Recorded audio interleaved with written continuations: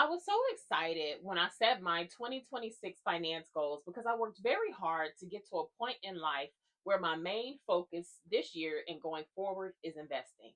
Now I am stressed out and sliding down the wall because in the month of February, I had two huge life emergencies. Someone please call 911. 911. I need some help. Something's really wrong with my wife. Please, somebody hurry. Okay, before I got too stressed out and my anxiety went through the roof, I had to catch myself. I did not like the situation, but I knew I was going to be okay. Why? Because of something very important that I talked about in many of my videos. I have a very strong financial foundation, and it's very important that you have one too. When it comes to your finances, you can make the best decisions, but guess what? Unexpected things can occur and take you down a path that you were not expecting because this took me through it. It can be anything from health issues, job loss, family changes, a major home repair, acts of nature, a personal crisis, just to name a few. They can all derail you, but if you have a strong financial foundation, life has no guarantees, but you should be okay. So, what are the pillars to a strong financial foundation? Budgeting, eliminating high interest debt, saving, building an emergency fund, investing, protection, which is insurance, and retirement. So, in this video, I'm revealing my plan to cover the two life emergencies and also advising what you should do if you have a life emergency. So the first thing you want to do is do not panic. Your brain will naturally want to react fast, and you may automatically go straight to the worst case scenario. Why do we always do this? Because of negative bias. Negative bias is the psychological tendency to give greater weight, attention, and memory to negative experiences, information, or emotions over positive ones. Negative bias is designed to protect you. The brain starts scanning for any type of threat and it reacts. The negative effect on you is that the brain will focus, dwell on, and overreact to negative information, leading to anxiety, poor decision making, strained relationships, reduced productivity, and unnecessary stress. So, what did I do? I had to get a grip. Most of y'all are new here, but I try not to stress. I try to keep my anxiety to a minimum. I don't care if the house is on fire. Well, not really, but I don't like the stress. And we all stress. You can go through something good and stress, something negative and stress, but for the most part, I try not to stress. I try to stay level headed and think. But this situation almost took me out. And guess what happened a couple weeks later? I got slammed yet again with another life event. See, this is what financial creators don't like to tell you. These are the videos they don't like to talk about. This event was even worse than the first one. I felt like I was losing control, spiraling, wondering why this was happening, especially all at once. Like, how much can a person take?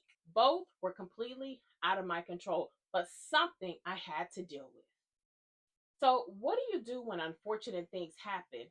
You sit down, you write down the pros and cons, you explore your options. For me, that included sending an email. So, for these two life events, the first one, I just have to deal with it, and it will cost me and my husband about 1 month worth of income. And the second life event, I'm waiting to hear back from all parties involved, which will most likely not be until Monday or sometime next week.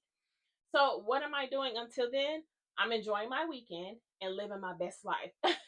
Monday, when I hear back, then I'll explore my options as needed. But run up my blood pressure? Absolutely not. And I don't want you to do that either. Second, you have to explore whether or not this life event will cause you to tap into your savings, your emergency fund. And all of my gold diggers that are watching this channel, you either have a 3 to 6 month emergency fund or you're working towards it, right? So, an emergency fund is not for vacations, it's not for shopping, it's not for, oh, I want this, I want that. It is for emergencies, true emergencies, totally unexpected or things that can uproot your whole life.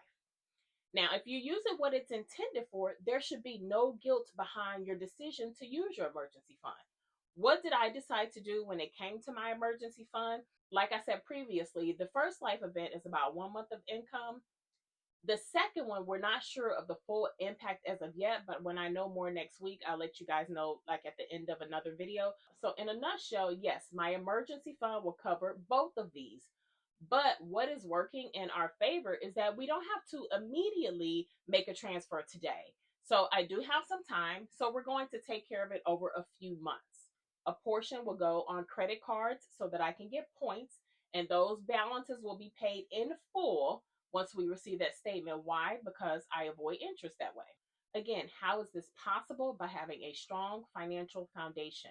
I have worked my tail off to have everything in order, to have the freedom and flexibility to make the right choice for me. And that's the same thing that I want for you.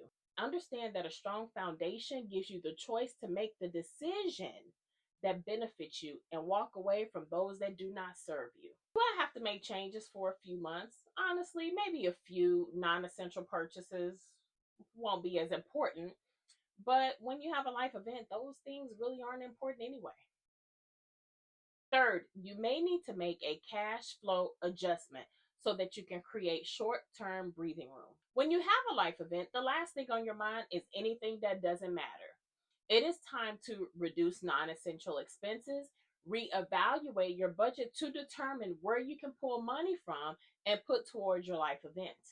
For my situation, I will adjust for about 3 months. So, as you know, I'm already on a low spend this year. Why? Because I have enough, you guys. I have enough. I am full, like seriously. But even for 3 months, I will probably do a complete no buy of anything non essential. And I'm 100% okay with it because, like I told y'all, I'm full. I got enough. If you saw my 2026 financial goals video, you know that my main finance goal this year is investing. So that's not changing.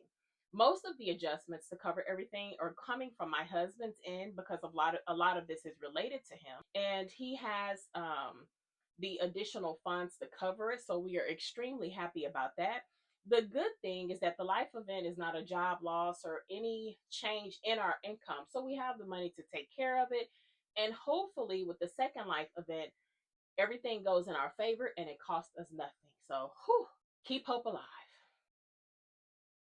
Fourth, if you do not have an emergency fund or any money to cover the life event, then it is time to go all in. This is not the time to be concerned about overspending, the item that you can't get, influencers, unsubscribe and unfollow everything. It's time to go hard. Depending on the emergency, you have to explore your options, okay? If it's an unexpected bill, will they accept a payment plan? If it's a medical emergency, how much does insurance cover? Okay, have you got a second opinion? What is left over? Is there any financial assistance available? Can fees be waived?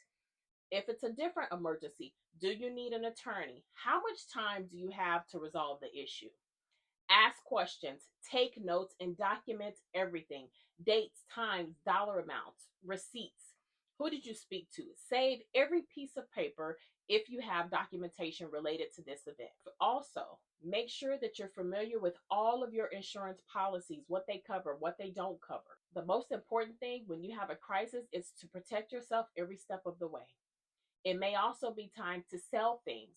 Whatever you do, try not to go into debt. Sell anything that you're not using, from electronics to furniture, clothing, tools, anything that you have that can help. If the emergency is job loss, then that does hit a little bit different. So immediately call the unemployment office and see if you qualify for unemployment.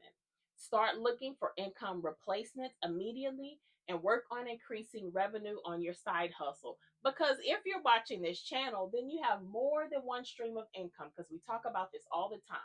So hopefully you have other revenues that you can tap into and increase those while you're waiting to replace your main income. Cut all non essential spending. Call lenders and see what they have in place to assist, okay? Ask about hardship programs. Put the pride to the side. This is the time to speak up and be an advocate for yourself. Does your local city offer any assistance? I had a friend of mine that lost her job. She was about 6 months pregnant. She was able to connect with the local organization, fill out an application, and they paid her rent for 6 months straight. After the 6 months was over, she had a new job and has been thriving ever since. Sometimes all you need is just a little bit of help. If you need help, do not be afraid to ask. You're literally probably paying for it. There are deductions coming out of your paycheck. You're paying taxes to fund a lot of these programs. So do not be afraid to ask for these resources to get the help that you need. Fifth, realize that this is just a moment in life. You will get through it.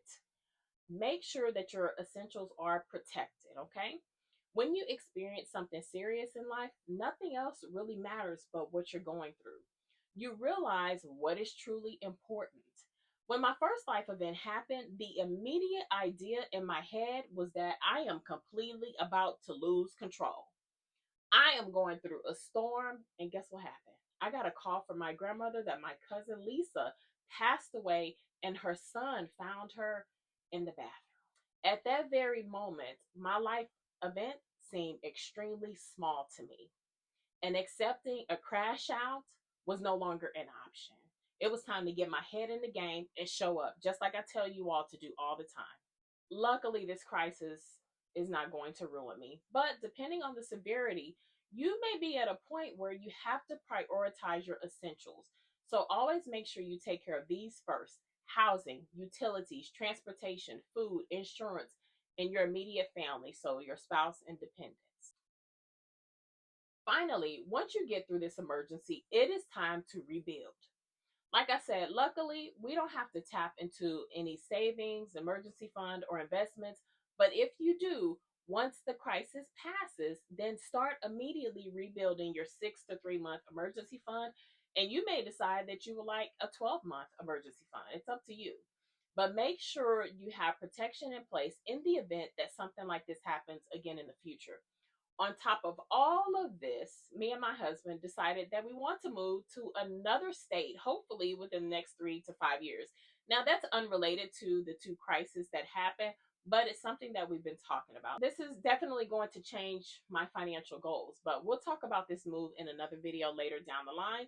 As you can see, my year started off one way and it's still on track, but lots of changes. Today is March 1st.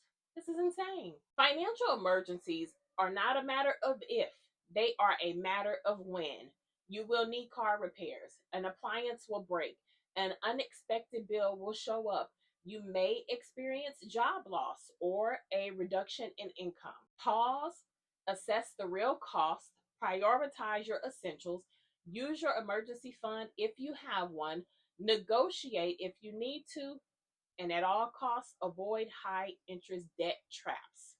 If you don't know what those debt traps are, check out my debt traps video. And once the crisis has passed, then you rebuild. An emergency does not mean that you have failed, it means that you're living life. Preparation is very important, so make sure you have a strong financial foundation and the impact will be a lot less. The emergency is coming. Do you want to be prepared or caught off guard with no options?